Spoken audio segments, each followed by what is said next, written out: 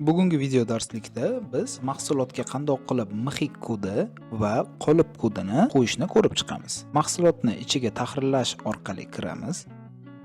Pastki qismimizga tushganimizda fiskal ma'lumotlar bo'ladi. Hop, bu yerdan biz IKPO'ni qo'lda kiritsak bo'ladi yo bo'lmasa qidiruv tugmasi orqali bu yerga yozsak bo'ladi.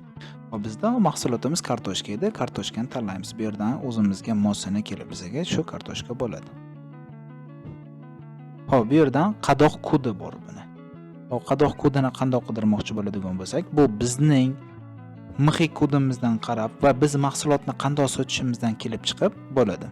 Hop, bu mahsulot kilogramlik bo'ladigan bo'lsa, mana bu yerda mana kilogram bor, mahsulot 1 kilogram. Agar 1 kilogramdan sotadigan bo'lsangiz, yo bu yerda bo'lmasa agar milligram, gram, kilogram yoki tonnada sotiladigan bo'lsa, shulardan o'ziga, hop, ko'pchilikda kilogram bo'ladi, kilogramni tanlaymiz.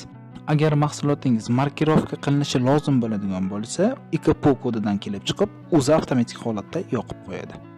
Shu bilan mixik kodi, qadoq kodi va fiskal ma'lumotlar darsligi yakuniga yetdi.